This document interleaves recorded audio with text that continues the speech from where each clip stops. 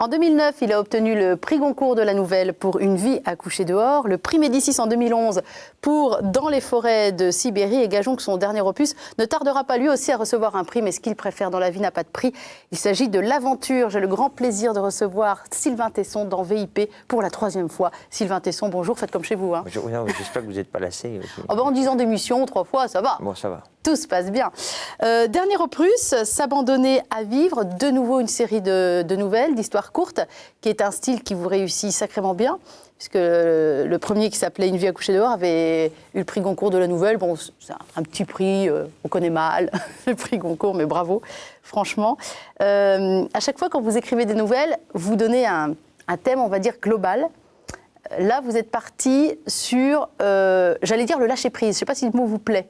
Mais on est un peu dans cette ligne de traverse-là. Est-ce que vous êtes d'accord avec ça, Sylvain? Le mot lâcher prise, je ne l'aime pas. Ben, ça ne m'étonne pas, moi non plus, mais... J'ai l'impression qu'on dirait un dossier pour, vous savez, ce genre de... Psychologie Magazine. Oui, on pourrait dire ça. Quoi. Encore, mais j'ai vu qu'il n'était pas mis en 4e de couve. Donc encore que c'est un très bon journal, mais cette espèce de mode du développement personnel et du coaching, vous savez, des individus. Donc j'aime pas le mot de lâcher prise, d'autant que s'abandonner à vivre, ça ne veut pas dire lâcher prise. Dans mon esprit...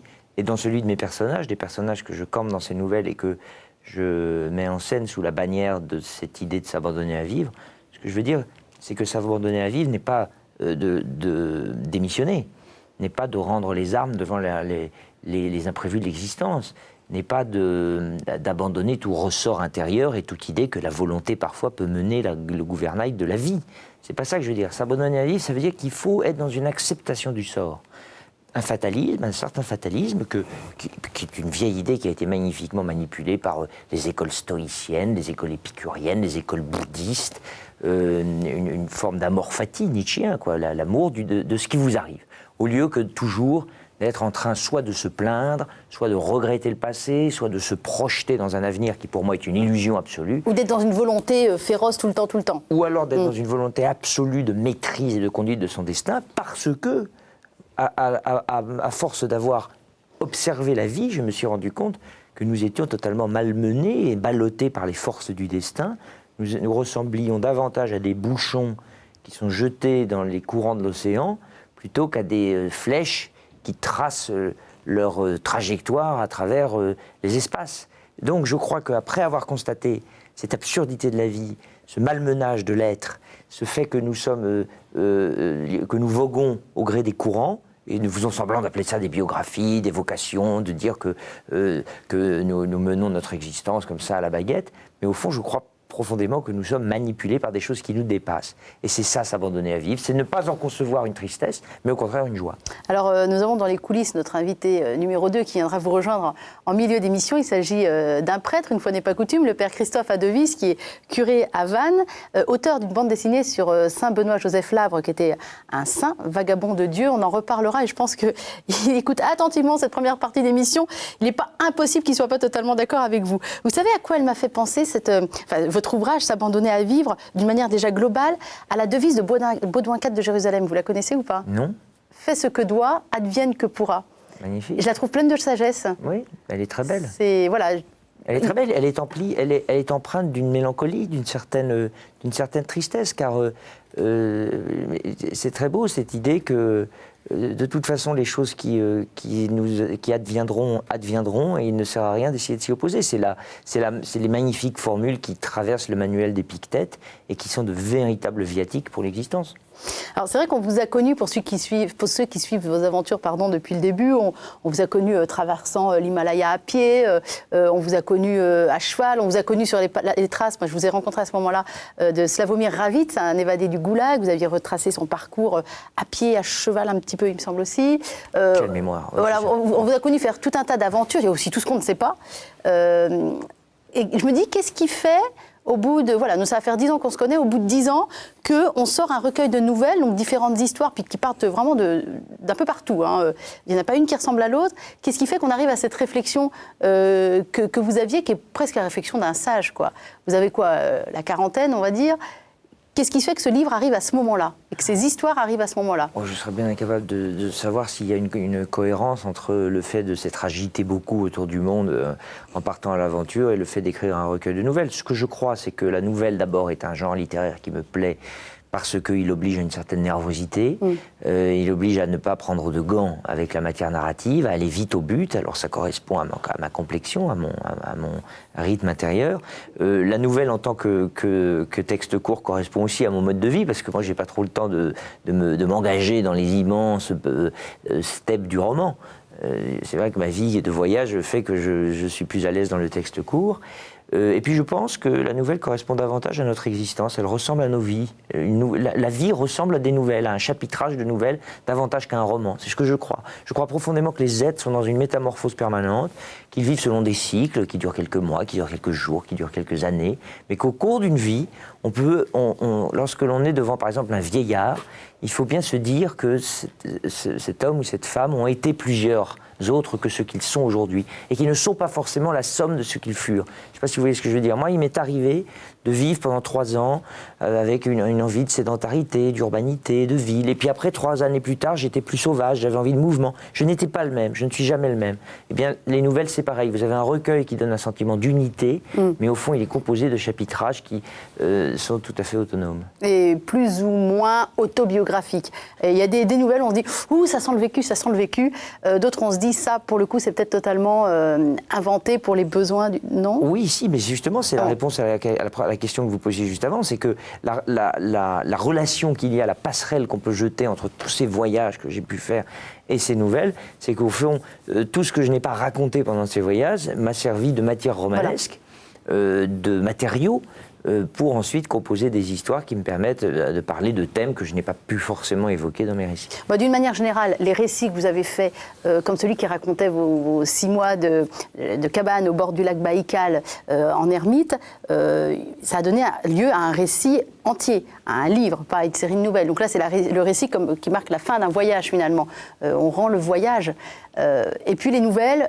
On est à Paris, très certainement, j'imagine, quand elles sont écrites, et on est dans autre chose. Enfin, voilà, il y a 2, même plus que 2 écritures, il y a les livres de photos aussi. Mais on a au moins 2 styles d'écriture chez Sylvain Tesson. Oui, il y a des registres, mais c'est vrai que vous avez raison de dire qu'un voyage, pour moi, n'est vraiment confirmé, n'est vraiment achevé que lorsque il a été écrit. J'aime bien cette idée-là qu'au fond, ce qui termine, ce qui conclut, ce qui ponctue un voyage, c'est pas tellement le dernier pas, c'est pas tellement l'atterrissage de l'avion à Roissy ou à Orly quand vous rentrez chez vous, c'est pas tellement le retour à Ithaque, mais c'est le récit que l'on a fait de ce voyage. De même que pour moi, une journée qui se termine véritablement est une journée qui est ponctuée du point final de son récit. C'est pour ça que je tiens mon journal de bord tous les jours, depuis maintenant que j'ai 20 ans, donc ça va faire 21 ans que je tiens ce journal intime, et je trouve que c'est un exercice extrêmement fécond, car il oblige déjà à s'asseoir 20 minutes tous les jours et à faire une sorte de silence en soi pour se rappeler la journée. Et ça, c'est tout à fait précieux. Et puis ensuite, même si la journée a été médiocre, ou inintéressante, ou vide, mais justement, le fait de savoir que vous avez 20 minutes d'écriture que vous vous imposez à vous-même comme une discipline le soir, vous oblige à être plus réceptif à tout ce qui s'est passé dans votre journée, puisque vous savez que vous allez devoir l'écrire le soir. J'ai du mal à imaginer une journée médiocre, inintéressante, vide dans votre vie.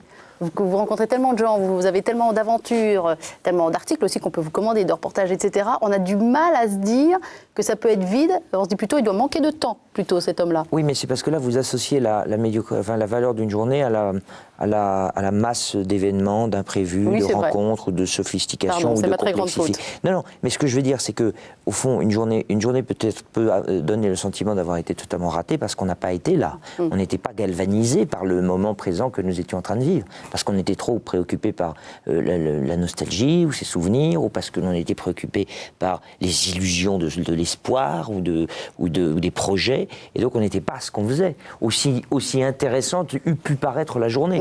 Alors que parfois des journées de pure marche dans des steppes totalement vides et monotones, une journée très féconde parce qu'on a senti des choses en soi. Enfin là, j'enfonce des portes ouvertes, mais malheureusement, je ne sais faire que ça. Alors je vais moi aussi enfoncer des portes ouvertes.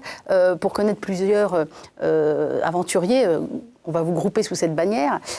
Souvent, ce qui vous relie les uns aux autres, c'est un certain anticonformisme, c'est une envie évidemment d'aventure, de découverte, et une certaine prise de risque. Est-ce que vous cherchez encore autre chose dans les différentes aventures que vous faites, que ce soit au sommet d'une montagne, dans un désert, sur l'eau, enfin, qu'est-ce qui, au fond, est-ce que vous avez réussi à déterminer ce pourquoi vous partiez finalement?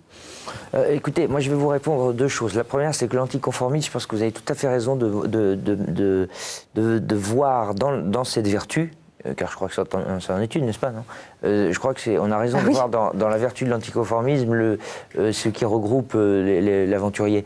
C'est d'ailleurs un aventurier que vous avez peut-être reçu ici, qui s'appelait Patrice Franceschi, qui était le capitaine de la Boudeuse, qui vient d'être élu au corps des écrivains de marine. Et qui, mais comme vous d'ailleurs, vous n'êtes pas écrivain de marine, vous? Si, moi je suis écrivain de marine, donc on appartient à cette petite confrérie. Et Patrice Franceschi voyait dans l'anticonformisme le goût du risque, le goût de la liberté, la curiosité savante, les quelques valeurs, les quelques vertus qui animaient les aventuriers. Donc je suis absolument d'accord avec cette idée-là de l'anticonformisme. Maintenant, savoir pourquoi je pars, ce que je vais chercher, est-ce le risque, est-ce que je pars parce que j'ai le goût de l'ailleurs, l'envie de l'horizon, la nécessité de l'absolu, vous savez, on dirait des titres de conférences, de festivals de voyage, le goût de l'ailleurs et l'envie de partir. Non, je crois qu'au fond, je me fous assez des motifs. Je me fiche de savoir pourquoi je pars.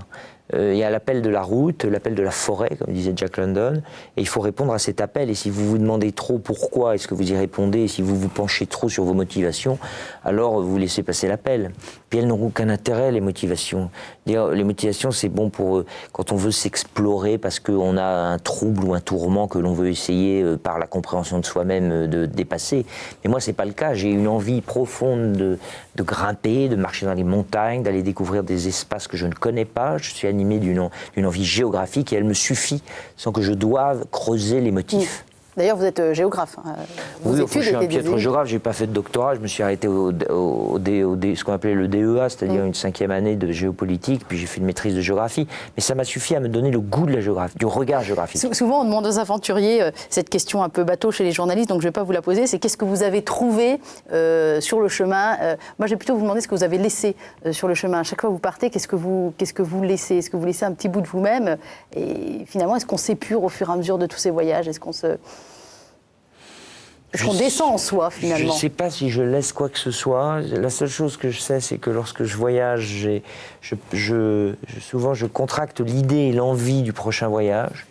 Je ne sais pas si je laisse quoi que ce soit. Ce que je sais, c'est que le voyage est une école fantastique. Une école d'ailleurs qui aide à vivre profondément, parce que quand on se met dans des situations un peu compliquées comme celles qu'on peut vivre lorsqu'on traverse un océan à la voile, ou comme celle que l'on peut vivre lorsqu'on est sur une paroi, ou comme celle que l'on peut vivre lorsque l'on est avec un cheval dans un désert semi-aride, toutes ces situations compliquées rendent la vie, une fois que vous êtes rentré, très très facile, incroyablement aisée.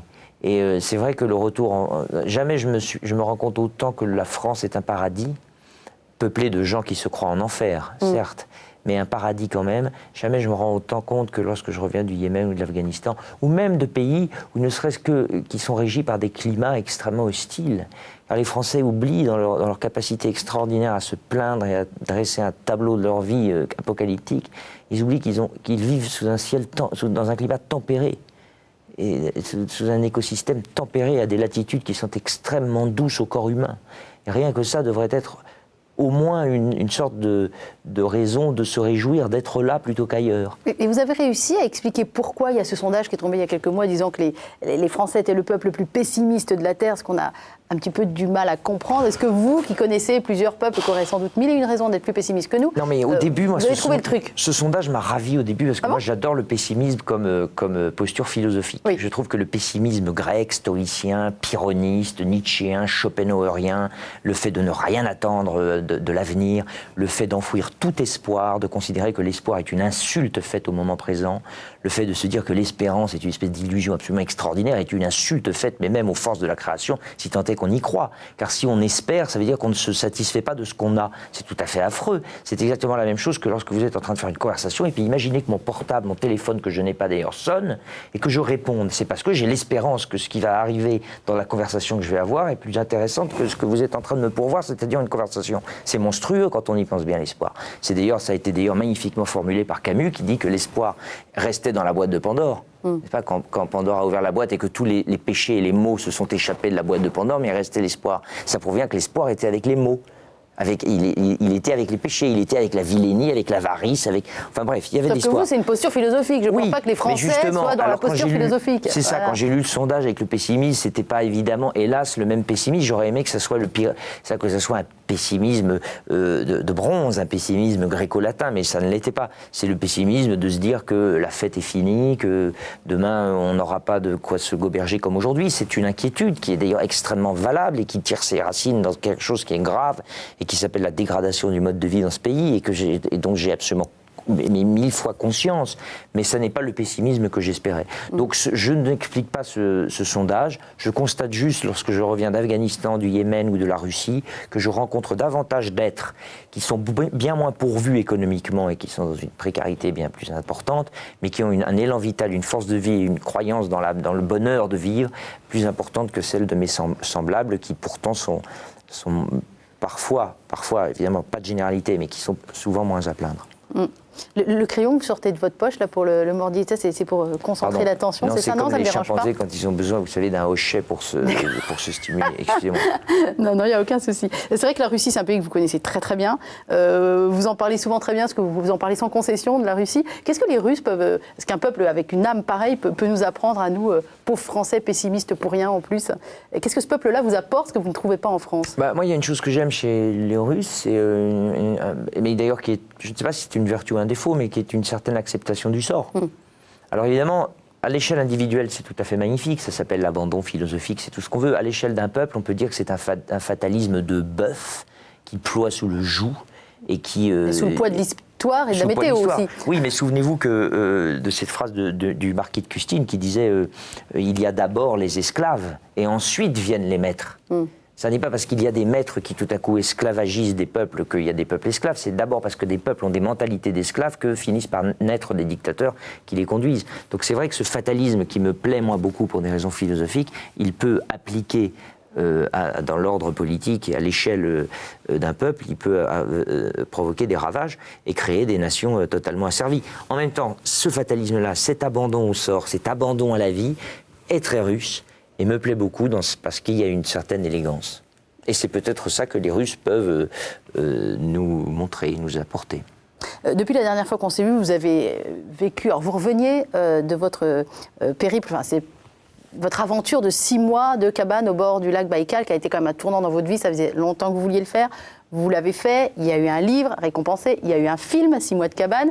Vous avez vécu de multiples aventures depuis. Est-ce qu'il y en a une spécifiquement que vous pouvez nous raconter? Parce que pour une raison ou pour une autre, elle vous a plus marqué que les autres. C'était différent, c'était nouveau, c'était, je ne sais pas, plus dur peut-être aussi. Mais je reviens de cette aventure-là qui a été très forte pour moi, parce que d'abord je ne connaissais pas je ne connaissais pas très bien cette vie, cette existence. C'était la traversée de l'Atlantique à la voile.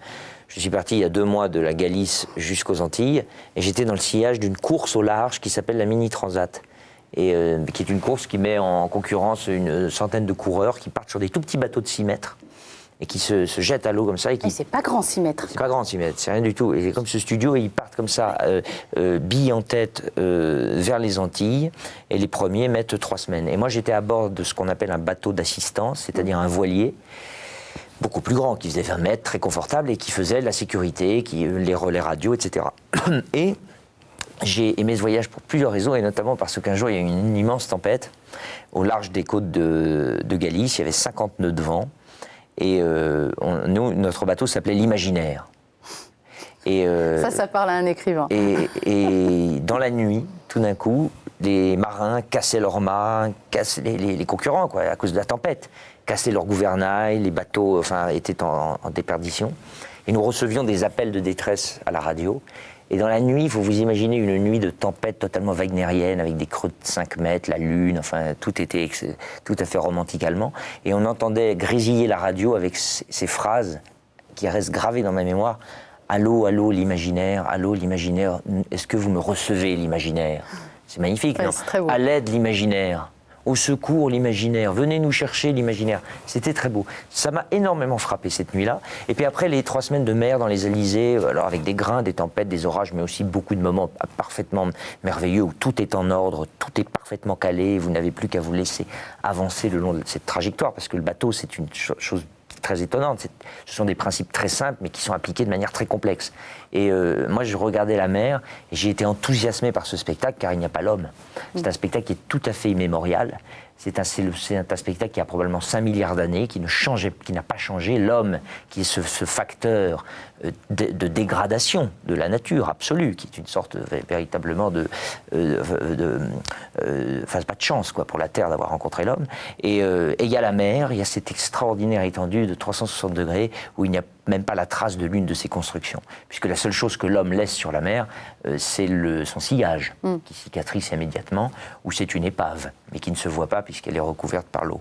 La mer m'a beaucoup plu pour ça. Et assez de déchets pour que les bateaux viennent s'éclater dessus et réclament aussi de l'aide. Le fait d'avoir sauvé la vie de 2 personnes, c'est pas vous tout seul, bien sûr, vous étiez là, j'imagine, à assister à ce qui se passait, mais ça doit être fort quand même de sauver des hommes de l'eau comme ça, de les arracher à une mort quasi certaine. Très, très, parce qu'à quelques centaines de milles des côtes en guadeloupéennes, 2 Italiens ont percuté ce qu'on appelle des objets flottants non identifiés, des containers. Leur bateau a coulé, ils nous ont réussi à lancer l'appel, et notre capitaine, notre skipper est parti vers eux, et nous les avons récupérés. L'un avait passé des heures dans l'eau, l'autre c'était sur son canot de sauvetage, et c'est un geste immémorial, c'est un geste que les marins de la mer Égée, que les marins du 19e siècle ont accompli, le geste de lancer un cordage à quelqu'un qui est dans l'eau, qui l'attrape, et vous le sauvez, vous le sortez de l'eau, c'était tout à fait magnifique. Après on s'est saoulé avec eux sur le pont du bateau avec du whisky, et l'un d'eux, et c'était magnifique parce que l'un d'eux était docteur en lettres, et il avait fait sa thèse sur Pasolini et l'influence de D'Annunzio dans l'œuvre de Pasolini. C'est-à-dire que vous récupérez un type au milieu de l'Atlantique, vous l'attrapez dans sa combinaison trempée et grelottant, et le type vous explique qu'il est docteur en lettres. C'était tout à fait une rencontre vraiment amusante. Ça me rappelle une de vos nouvelles, mais alors elle n'est pas dans S'abandonner à vivre, elle est dans le premier recueil, Une vie à coucher dehors. Ça me revient là tout de suite, qu'un recueil qui m'avait beaucoup plu, où il y avait pareil un container d'objets de luxe qui s'éclatait dans la mer, et il y avait une bimbo qui coulait au milieu des sacs de toutes les marques que je n'ai pas le droit de citer. Voilà. Et enfin, voilà, d'un seul coup, ça me revient en me disant, voilà, vous auriez pu l'écrire après, cette nouvelle, vous l'avez écrite avant. Oui, mais vous voyez, là on met le doigt sur la question que vous posiez à propos de l'inspiration des voyages et le fait de se servir du voyage comme une inspiration pour les nouvelles. Si on est très attentif à la vie, c'est tout à fait fantastique de voir qu'il arrive des petites histoires, des petites anecdotes. Alors celle-là n'était pas une petite anecdote parce qu'on sauvait un type au milieu de l'Atlantique. Il y avait un caractère assez spectaculaire, mais c'est vrai que la vie est un perpétuel jaillissement de petites anecdotes, de petites histoires, de petites rencontres qui, si on cherche la fable morale derrière elle, peut constituer une belle nouvelle. C'est ça, moi, qui me plaît dans la nouvelle, c'est que c'est une manière de découper dans une sorte de kaléidoscope la complexité de l'existence. En tout cas, ça paraît simple. Quand on le lit comme ça, il y a quand même un style. Sinon, la nouvelle, tout le monde pourrait l'écrire et ça ne vaudrait pas grand-chose. S'il y avait juste l'histoire, il y a quand même un style qui, je trouve, en plus, s'affirme avec cet ouvrage, S'abandonner à vivre. Je n'ai pas cité l'auteur, mais vous aurez reconnu la couverture. Hein, c'est l'éditeur, c'est Gallimard. Je ne sais pas si vous travaillez beaucoup votre style, mais on sent vraiment qu'il s'affermit, ce style, qu'il s'affirme et que vous creusez votre sillon. Moi, c'est un style qui me plaît beaucoup, mais suis-je complètement... Voilà, sans doute acheter un peu à votre cause. Vous le travaillez, ce style? Comment ça se passe? Non, je le travaille. Ne me dites pas que tout est spontané, naturel, parce que alors là, il y a de quoi faire dépérir tous les auteurs. Non, j'écris très lentement et je mets 2 ans, je travaille d'arrache-pied. En fait, je me sers de l'injonction de Tolstoï qui disait écrivez pendant 1 an et ensuite coupez pendant 6 mois. D'accord. Je crois profondément ça. Alors évidemment, j'écris vite, premier jet, etc. Mais après, je relis, mais peut-être 50 fois. J'enlève, moi. Voilà comment j'écris. J'enlève. Je ne tâtonne pas quand je compose ma phrase, mais je la remodèle après. J'essaie de la ciseler ensuite. J'enlève, je coupe, je taille dans le lard, je tranche, je ventile, comme on dit dans les Tantons flingueurs. Bien. Juste avant de recevoir notre deuxième invité qui se prépare, j'avais une question quand même concernant ces nouvelles. Il y en a une dont on parlera plus spécifiquement, mais je vais attendre que notre invité rentre en scène dans 1 minute. J'étais quand même très surprise par la place des femmes, ou plutôt par la non-place des femmes dans vos nouvelles. Soit c'est des jolies plantes vertes de décoration, enfin elles ne servent pas à grand-chose. Elles servent comme un aimant pour les hommes. Elles sont à côté en observatrices, souvent assez chieuses, de le dire comme ça.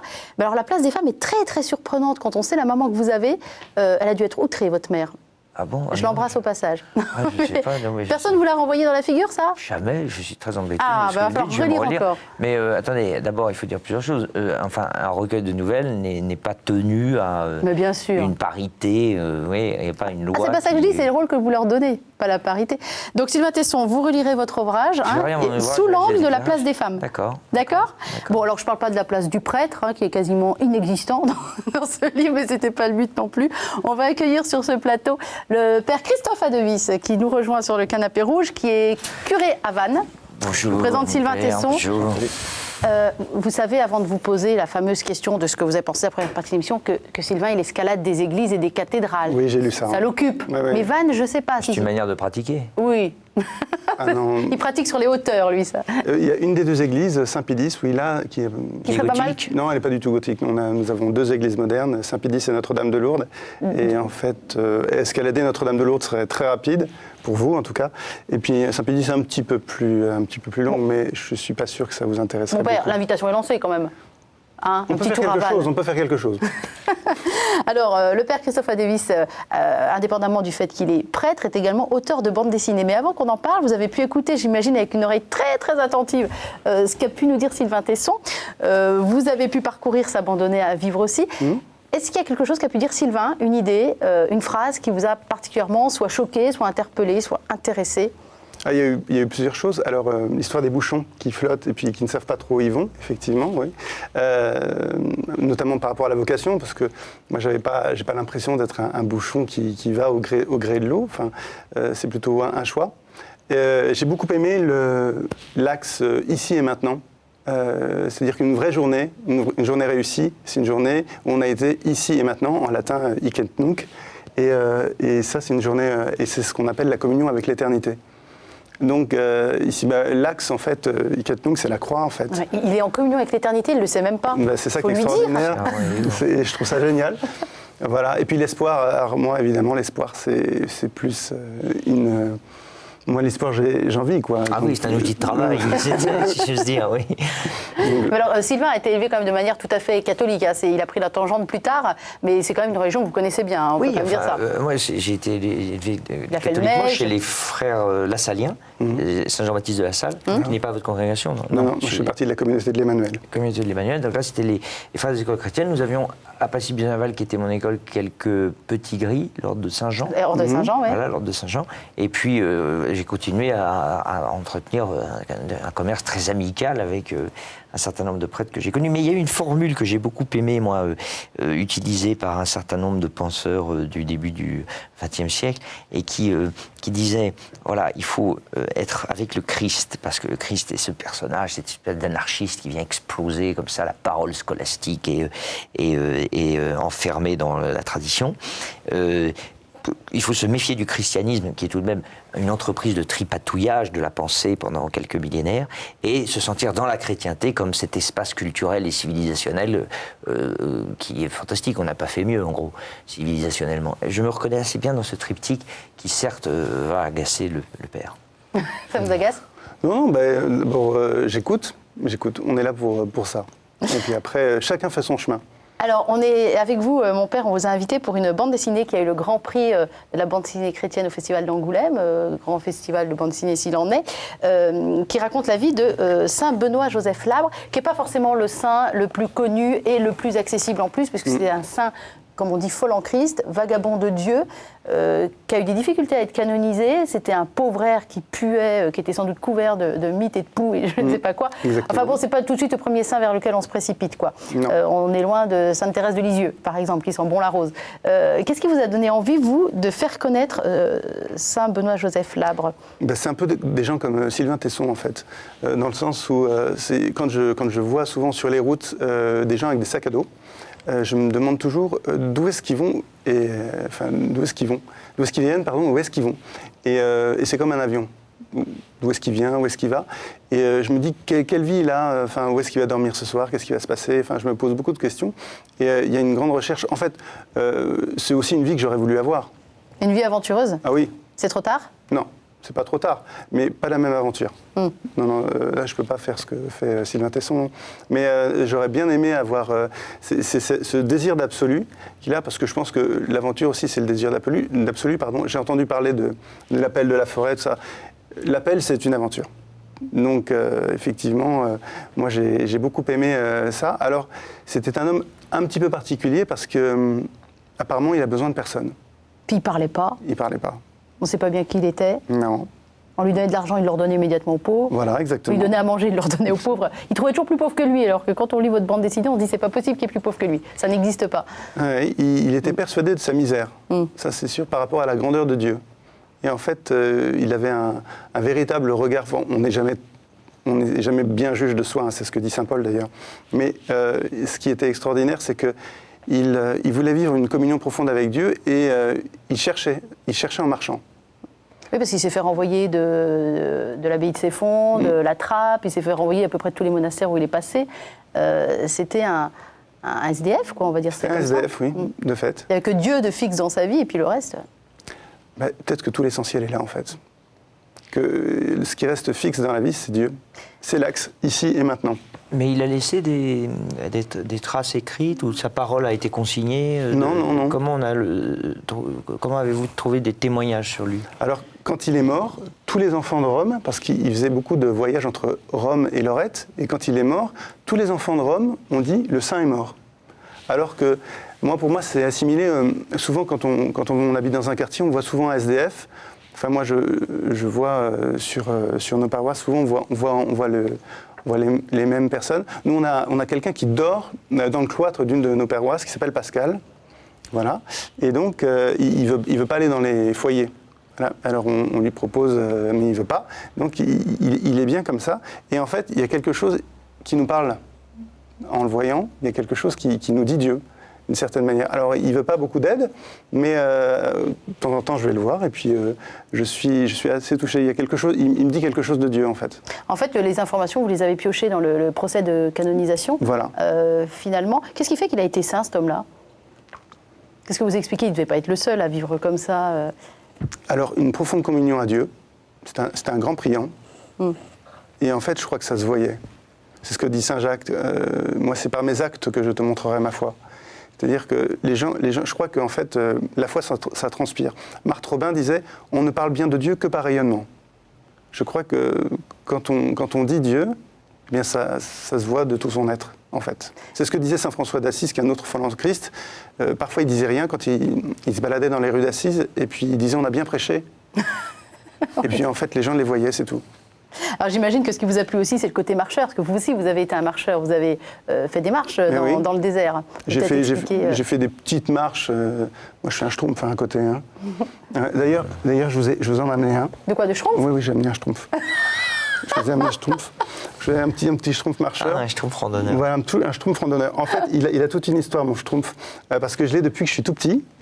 Et en fait, pendant que je pensais à cette émission, je me suis dit, je priais pour ça, je priais pour vous, et puis je me suis dit, je me suis arrêté sur le schtroumpf pendant que je priais mon bréviaire, et je me dis, il faut que tu le donnes à Sylvain Tesson, ton schtroumpf. Non mais, alors je l'ai depuis que je suis tout petit, et en fait, vous savez, c'est les schtroumpfs qu'il y avait il y a 30-40 ans. Oui, alors c'est le seul que j'ai en fait, hein, j'en ai pas d'autres, je pourrais pas vous en donner d'autres, mais c'est un schtroumpf marcheur, et en fait, je pense que la vie c'est ça, on est là pour se détacher des choses en fait. La marche, on est là pour se détacher progressivement. Alors en acte, je vous donne mon schtroumpf. Je le reçois en vous disant merci. Voilà, très touché. vous en ferez ce que vous voudrez. Je suis après. très touché, un saint schtroumpf. Il va l'emmener partout dans ses voyages, puis à prendre des photos, vous savez comme on fait avec... Amélie Poulain, avec le nain. Comme les nains de jardin. Merci beaucoup. Amélie Poulain. Je pense qu'il n'a jamais eu un cadeau aussi non, c'est très touchant. Original. Alors, il est un petit peu usé. Un cadeau qui vient de l'enfance. C'est un cadeau qui vient de l'enfance, mais c'est pour dire qu'on avance, comme vous l'avez dit, en fait, on avance. Je crois on est toujours là pour être en mouvement. C'est ce que dit d'ailleurs Saint Jean Chrysostome. On a besoin de mouvement et de stabilité. Dieu est mouvement et stabilité, en fait. Dans le recueil de Sylvain, il y a une nouvelle. Quand je ferme un livre de nouvelles, je me dis la première qui te revient, c'est laquelle? Et tout de suite, ça a été évident. C'est celle qui est au milieu du livre, qui est plus longue que les autres, qui s'appelle Les Pitons. et qui raconte une épopée dans le désert avec Sylvain, un ami et la copine de ce dernier. Celle-là, elle sent le vécu. Je ne sais pas si elle l'est vraiment, celle sur les pitons, mais je la trouve plus... Elle est plus longue et elle est bourrée de tout un tas de sens. Je suis sûre que Sylvain n'a pas forcément voulu mettre. En tout cas, moi, je l'ai interprétée d'une certaine manière, déjà parce qu'elle se passe dans le désert, à la base, et que la quête est longue avant d'arriver à la montagne qu'ils veulent gravir et essayer de vaincre, etc. Et ils vont se rendre compte qu'à la fin, qu'elle avait déjà été vaincue, cette montagne. Donc, ça ne fait pas forcément plaisir. Mais ce désert, vous reliez tous les deux. Qu'est-ce que vous avez laissé au désert dans ces quelques marches que vous avez pu faire? Alors moi, ce que j'aime bien dans le désert, c'est j'ai emmené des couples pas mal dans le désert. Les couples en particulier... C'était quoi, des goumes que vous faisiez? Alors j'ai fait des goumes. Ah d'accord. J'ai fait des goumes, plutôt dans le désert du Causse. Vous savez ce que c'est, les goumes, hein? Oui, je sais, j'étais scout d'Europe et tout. Ouais. Voilà, donc d'ailleurs j'ai une bande dessinée, un projet sur les goumes. Voilà, un peu particulière. Et puis, sinon, moi, ce qui me plaît dans le désert, j'ai surtout eu la chance de marcher avec les Touaregs dans le désert du Hogar, sur les pas de Charles de Foucault. Et donc, je leur faisais faire l'aventure au couple en leur disant, jouez le jeu de Charles de Foucault qui dit mon Dieu, si vous existez, faites que je vous connaisse, quoi. C'est la plus... Enfin, quitte à tenter l'aventure, on essaye. Si Dieu existe, ok, je suis open. Et donc, ce que j'ai proposé au couple, c'est de vivre un temps ensemble. Alors, les dames sont très contentes parce qu'elles ont leur mari pour elles toutes seules. Et puis, elles sont sûres qu'il ne va pas partir très loin. Enfin, s'il part très loin, il revient. En fait. Et les hommes sont super contents parce que c'est un peu baraude, quoi. Ils font du chameau aussi de temps en temps avec les Touaregs. Et puis, les hommes bleus, c'est super, quoi. Il y a une noblesse aussi. Voilà, on retrouve un esprit de noblesse aussi. Et qu'est-ce que le désert a de particulier par rapport aux autres aventures sur mer ou en montagne, Sylvain? Est-ce que c'est la même chose ou est-ce que le désert, il y a quand même, voilà, c'est différent?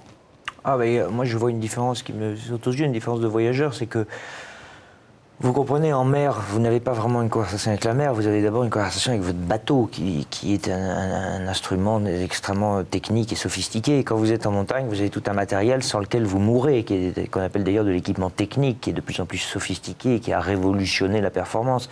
Et c'est vrai qu'au désert, les rares fois où j'ai pu aller dans certains déserts, notamment en Algérie, où j'ai fait de l'escalade à la Gareth Al Jenoun, c'est vrai que quand on fait ces marches-là, on vit pendant toute une journée d'un campement à l'autre avec rien, et c'est avec rien, quoi. C'est la parabole du Schtroumpf, quoi. C'est le déshabillage, tout ça. Moi, le voyage m'intéresse beaucoup aussi comme école, comme le père, j'imagine, comme une école de la sobriété, du dégraissage, de l'abandon de toute chose, et rien n'est plus beau que de voir des types qui ont les yeux illuminés, mais qui sont pourtant en haillons. Puis on voit, il n'y a rien, et en même temps il y a tout. C'est-à-dire que l'âme se retrouve, la personne se retrouve face à une immensité, et elle voit qu'elle n'est pas grand-chose, et qu'en fait, elle peut rencontrer Dieu qui est tout.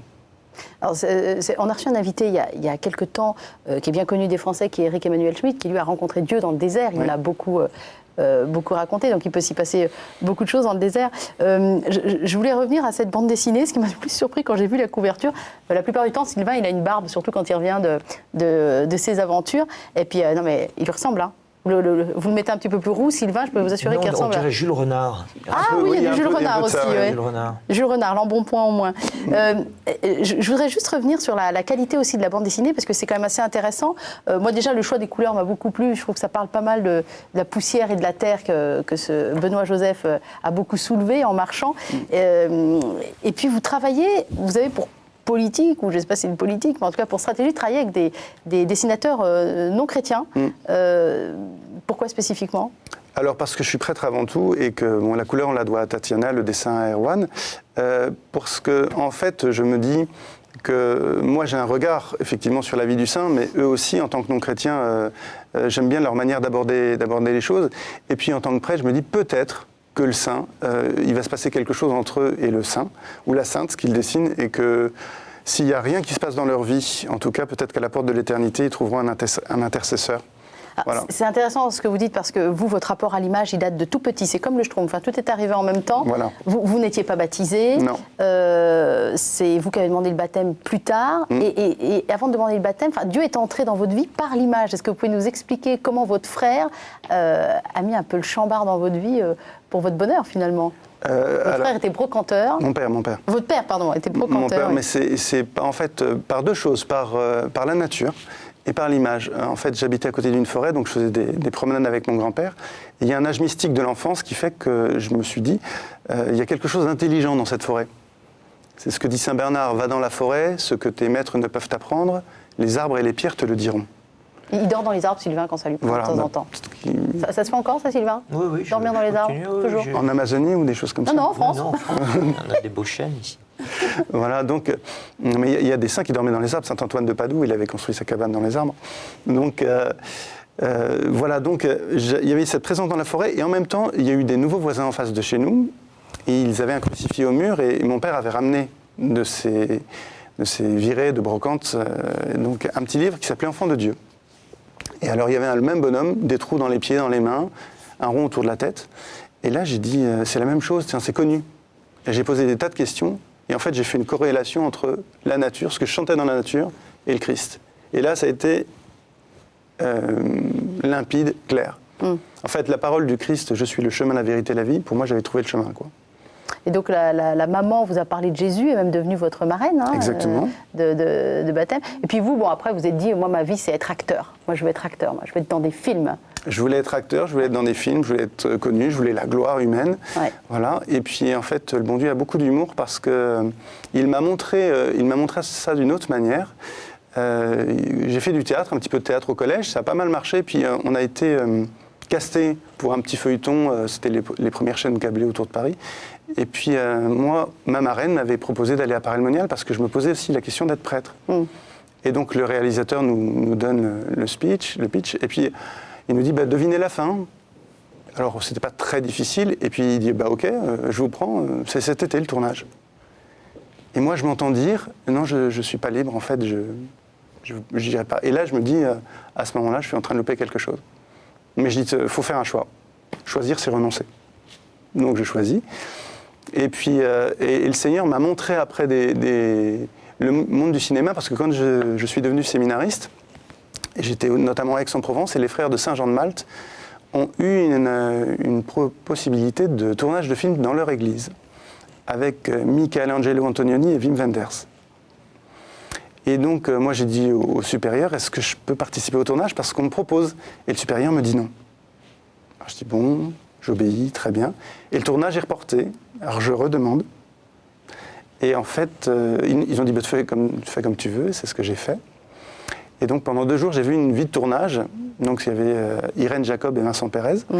Et donc, j'ai vu les dessous du tournage, la vie du cinéma, quoi. Et alors? On attend beaucoup. Vous avez détesté, en fait? J'ai pas détesté. Non, c'était sympa de manger avec les comédiens, tout ça, mais c'est pas la vie des paillettes, quoi.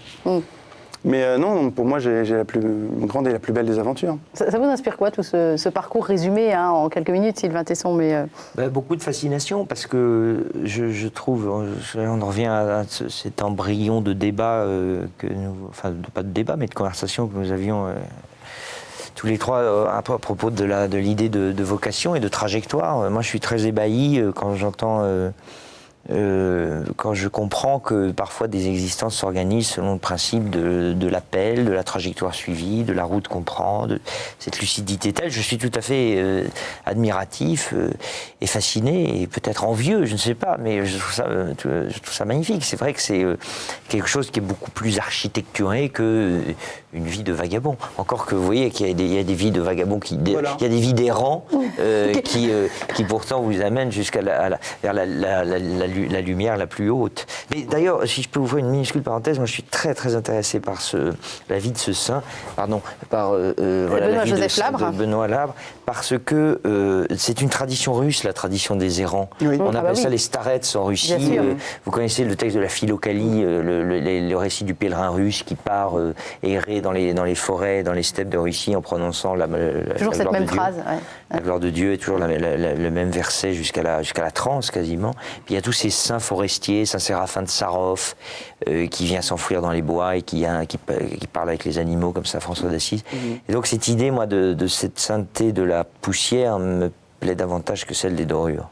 En tout cas, moi, il y a une rencontre. C'est ça, la rencontre. Et je crois que le Seigneur, il nous fait avancer avec des désirs. C'est-à-dire qu'il y a des désirs qui ne sont pas forcément réalisés dans notre vie, mais qui nous aident à avancer. Donc voilà. Alors, par rapport à la bande dessinée ou au cinéma, le Seigneur a beaucoup d'humour parce qu'il m'a montré des choses, mais je ne pensais pas que comme prêtre, je pouvais faire de la BD. En fait, je pense que le Seigneur, il prend nos désirs, il les purifie et il nous les redonne. Il dit, t'as un talent, exerce-le, mais peut-être pas comme tu le souhaites, je vais te montrer. Alors, c'est pas la première, c'est pas la dernière non plus, parce qu'il y a d'autres bandes dessinées en préparation. Finalement, vous en faites quoi pour vous? C'est un outil d'évangélisation, c'est un outil d'épanouissement aussi à titre personnel. Comment vous gérez ça dans votre tête, en fait? Oui, c'est un outil. D'abord, c'est un plaisir parce que je rencontre des dessinateurs, des coloristes, effectivement, d'autres scénaristes aussi. Alors, c'est un plaisir, c'est mon passe-temps, entre guillemets, si on peut dire passe-temps. Mais effectivement, pour moi, c'est une manière d'évangéliser de manière très lente parce qu'on trouve des bandes dessinées un peu partout. Et puis, au point de vue de l'ego, eh bien, je me souviens, j'ai signé, je raconte de temps en temps cette histoire, mais je signais des livres et des BD, et puis c'est vrai qu'on est un peu flatté quand même, et une dame le prend sur elle, elle me fait « Merci, je vais la mettre dans les toilettes ». Alors je me dis, pour l'ego, là, c'est terminé. Je dis, c'est un message reçu, Seigneur, c'est bon. C'est combien d'années de travail? Parce que Sylvain nous dit un recueil de nouvelles comme celui-là, s'abandonner à vivre, c'est 2 ans de travail. L'écriture, et puis alors après, l'épure. Vous, c'est combien d'années de travail? On ne se rend pas compte, parce que vous êtes plusieurs en plus sur le coup. En fait, moi, je fonctionne toujours par image. J'ai des flashs qui arrivent avec la case, avec le plan. D'accord. Et puis, une fois que j'ai lu, alors ça peut être 3, 6 mois, ça dépend. Et vous me disiez d'ailleurs que vous aviez trouvé le livre de Sylvain très visuel. Oui, super visuel, il y a beaucoup d'images. Il y a beaucoup d'images en une phrase, en fait. Ah oui. Il y a beaucoup d'images en une phrase, oui. Donc moi, j'ai plein d'images qui arrivent quand je lis, effectivement, Sylvain Tesson en peu de mots. Un avis sur ce que vous avez pu lire, rapidement? Alors, moi, j'ai lu... Faut y aller, il est solide, hein, le garçon. D'accord, non, N'hésitez pas. D'accord. Non, j'ai lu l'Ermite, effectivement. J'ai été dans les trucs qui m'intéressaient, voilà, l'Ermite, parce que je me suis dit, effectivement, moi, j'ai lu aussi le récit d'un pèlerin russe et tout ça. Alors, c'est vrai, il finit, faut pas que je le dise, peut-être comment il termine. Mais... Est-ce qu'on a le droit de dire comment termine l'Ermite? Bien sûr. Voilà, en hôpital psychiatrique, tout ça. Donc, elle est costaud, celle-là. Oui. Voilà, et puis, alors... Ce que j'ai trouvé de bien, c'est qu'effectivement, il recherche, comme Benoît Labre, il ne recherche pas la compagnie. Benoît Labre, il ne voulait pas qu'on marche avec lui, voilà, il voulait être seul avec le seul. C'est ce qui a donné Monos, le moine, seul avec le seul. Il voulait être seul. Et donc, on essaye de le faire, de lui faire rencontrer plein de gens, comme les gens qui emmènent au zoo, donc pour voir une bête curieuse. Et lui, il prend le parti de dégoûter les gens un peu, hein, de se faire passer pour fou, quitte à devenir fou, tout ça. Alors effectivement, la fin, je suis pas dedans, mais ce désir d'être seul avec le seul, ça m'a marqué, oui. Sylvain? Oui, moi je conçois bien que s'il y a une fraternité entre pour un certain moment, entre le Saint-Labre et l'ermite de ma nouvelle, c'est effectivement cette volonté de ne pas être un gourou, enfin de ne pas faire école. Surtout pas faire école, mais de n'être que dans la vraie vie et la solitude. La seule chose, c'est que mon ermite dans ma nouvelle, comme dans le propos de ce recueil, au fond, est de dire qu'il n'y a rien, ou que le seul est rien. Alors lui, il veut être seul, mais il ne fait que rencontrer le néant, et du coup, peut-être que c'est ça qui l'amène à l'asile psychiatrique. C'est-à-dire que la tonalité, je pense, de cette nouvelle est beaucoup moins éclairante et beaucoup moins lumineuse que la vie de Saint-Labre. Mais de toute façon, les cathos ne sont pas super bien traités, hein, à la base. Les quelques références ne sont pas... Non, mais il n'y a pas une volonté de nuire à la communauté. Mais non, ce qui n'est pas bien traité, c'est l'espoir. Ça, je vous l'accorde 1000 fois. L'espérance et l'espoir ne sont pas bien traités dans mon recueil, mais... Vous l'avez expliqué dès le début, hein, votre position par rapport à l'espérance et l'espoir. Quant aux catholiques, quant au peuple, quant à l'Église en tant que peuple, elle n'est pas maltraitée. J'ai failli vous couper, pardon, Christophe. Non. Je voulais juste dire que Benoît Labre, à travers sa vie, c'est pour montrer qu'une vie n'est pas inutile, même quand elle semble humainement ne pas avoir trouvé sa voie. Voilà, c'est ça aussi que je voulais exprimer. Oui, parce que personne ne s'intéresse à lui de son vivant, et puis une fois qu'il est mort, ça y est, on se rend compte qu'il a existé, quoi. Voilà. Lui, le moins que rien. Giorgio Frassati, qui s'est occupé de plein de pauvres durant sa vie, et en fait, lorsqu'il est mort, ses parents, on se demandait d'où venaient tous ces gens. Parce qu'en fait, il a travaillé dans le secret, il s'est occupé de plein de monde. Voilà, donc une vie réussie, c'est pas forcément une vie connue par rapport à la gloire, tout ça. Une vie réussie, c'est une vie là où on a été en rencontre. Mais alors d'où vient que la canonisation ait posé tant de débats? Alors que la vie semblait précisément très évangélique tout de même. La canonisation posait un débat parce qu'on disait, voilà, c'est un moins que rien, il y avait rien de tangible. Et en fait, c'est au fur et à mesure des témoignages, des gens qu'il avait rencontrés, ou les peu de paroles échangées, ou ce qui s'était passé avec lui, on s'est aperçu qu'il y avait une réelle richesse intérieure. Et qu'il y avait eu des miracles aussi, oui. Ça s'est su après, oui. Voilà. Il y avait des gens qui arrivaient à voir au-delà, parce que vous avez parlé de sa vermine et de ses poux, en fait, c'était son silice et sa manière d'accepter, voilà. C'était pas par goût, voilà. Alors, je vous invite évidemment à acheter cette bande dessinée qui a eu donc le Grand Prix de la BD d'Angoulême, le prix chrétien. En tout cas, ça fait plaisir quand même. Ça fait très plaisir. Même si elle termine aux toilettes, la BD, ça fait quand même plaisir. Oui, mais ça fait très plaisir. C'est quand même un prix qui est prestigieux et qui promet un bel avenir d'édition aussi à cette bande dessinée. Je pense que Sylvain va repartir avec, tel que c'est parti. Sylvain, donc, s'abandonner à vivre chez Gallimard. Il nous reste encore 1 minute 15. Je voudrais que chacun, si vous êtes d'accord avec ça, vous puissiez nous livrer une petite phrase qui vous porte, qui vous fait vivre, pas forcément une devise, mais est-ce qu'il y a une phrase que vous avez envie de nous livrer en pâture pour qu'on puisse la mâchonner chez nous et la remâcher et repartir avec quelque chose, une phrase qui vous a fait peut-être avancer ou changer? C'est vous qui commencez, Christophe. Edouard Blunk. Qui ça? Edouard Blunk. Blunk je crois que c'est un politicien anglais du 18e. Je ne suis pas très fortiche en politicien anglais du 18e. Mais je suis sûre que Sylvain, il connaissait. Non. Non, je ne suis pas sûr du nom de famille, mais enfin, ça se retrouve très facilement avec la phrase. Ouais. Ce qui permet au mal d'avancer est uniquement l'inaction des hommes de bien. On va pouvoir mâchouiller ça un petit moment. Elle est très claire, oui. Ça dit. Sylvain, pas de politicien du 18e, s'il vous plaît. Alors moi, j'adore les phrases. Moi, je connais plein des formules. Il y en a une qui me semble magnifique parce que je trouve elle dit plus sur l'humanité, le monde et la terre que de longs traités de philosophie. Mais en même temps, elle est un peu glaçante. Mais elle est tout de même très belle, parce qu'elle est très lucide. Donc elle est triste. C'est une phrase de Aldous Huxley qui, à 24 ans, a fait un voyage autour du monde sur un bateau. Et quand il est rentré, on lui a dit « Alors, c'était comment ?» Il avait vu le monde, et il répond la Terre doit être l'enfer d'une autre planète. C'est somptueux. Et alors, il faut la corriger tout de suite par quelque chose de plus léger, et qui est aussi éminemment philosophique, qui est une phrase d'Alexandre Vialat, qui est probablement un auteur que vous aimez beaucoup pour sa légèreté, sa grâce et sa fantaisie, et qui disait « L'homme n'est que poussière ». Jusqu'ici, nous sommes dans une phrase tout à fait canonique. C'est dire l'importance du plumeau. Voilà l'absurdité en pirouette ajoutée à la profondeur. On va pouvoir méditer tout ça. Donc Saint-Benoît-Joseph Labre en BD, merci beaucoup. Puis on surveillera les prochaines, sur Marthe Robin notamment. S'abandonner à vivre, si vous voulez savoir ce que c'est qu'être, je vais les lire, pofichiste. Pophigiste. C'est le fatalisme à la russe. Voilà, c'est un mot russe, vous apprendrez un mot russe. Sylvain Tesson, c'est chez Gallimard, ruez-vous dessus. Évidemment, messieurs, je vous souhaite une bonne continuation, chacun vers vos horizons. Merci beaucoup. À bientôt pour une 4e fois, Sylvain. Et puis, jamais son, je trouve. Jamais son. Voilà, je le réclamerai la prochaine fois. Et puis, bon retour à Vannes et bonjour à votre paroisse. Merci beaucoup. Merci, mon père. Au revoir. Au revoir.